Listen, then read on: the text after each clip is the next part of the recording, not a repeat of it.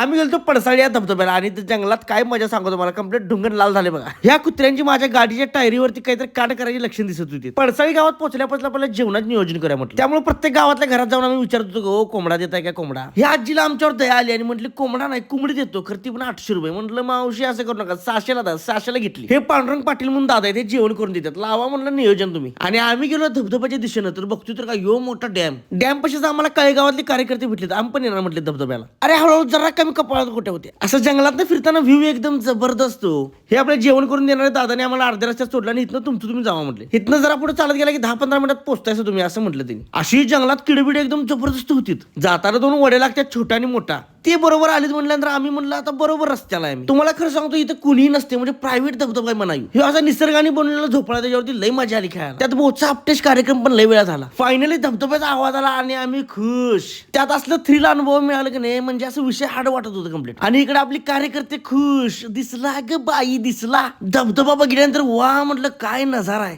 त्यात अशी मित्र मित्र भिजायची मजाच वेगळी हो. आकाशबाई काय आमचं तोंड नाक गांड एक केल्याशिवाय राहत नाही. बाहुबली झाली वाटते, दगड फोडते वाटतं. म्हणजे अशा ठिकाणी आलतो की आमच्याशिवाय इथं कुणीच नाही. कसलं मस्त वाटाल तर माहितीये काय.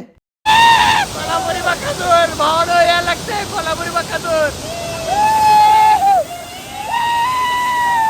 आणि येताना ही पण शीट आणली बघा. ही झोपाळा काय सोडणं झालं, एक झालं की एक बसा लागले, एक झालं की एक बसा लागले. आणि तुम्ही जर इकडे कधी आला तर इथे कचरा करू नका, एकदम स्वच्छ आहे. त्यामुळे आम्ही पण सगळं भरून नेलं. इथलं काय कचरा होता तो पण काय वाटत होतं माहिती आहे, जंगलात असं छोटे छोटे झरे वगैरे इथनं जाऊच वाटत नव्हतं. असलं क्वालिटी विषय होता. लास्टला या डॅम मध्ये पवलो आणि म्हटलं भूक लय लागल्यात, चला आता.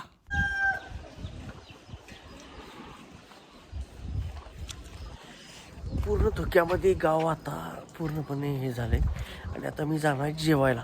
इकडे आपण मस्तपैकी खडकी कोंबडी करायला दिली. काय भाकऱ्या बिकऱ्या. आता म्हटलं कसा दणका द्यायचा रे. आणि रस्ता तर असला लागतो का नाही क्वालिटी, बा बा बा बा. त्यात गेली तिकडे लाईट, त्यामुळे अंधारातच सगळं जेवण बिवून करायला लागलं. खरं जेवण असलं क्वालिटी असल्यावरती काही विषय नाही. दणका द्यायचा आपण कसं लिंबू चाळलं का नाही पिळून. एकदम मस्तपैकी आमची 1 दिवसीय ट्रिप झाली. म्हणजे कोल्हापूरपासून फक्त 40 किलोमीटरवरती पडसाळी गाव म्हणून. इथं किल्ला मुडाकडे पण आहे आणि 2-3 धबधबे पण आहेत. त्यामुळे विषय करायला लागतोय.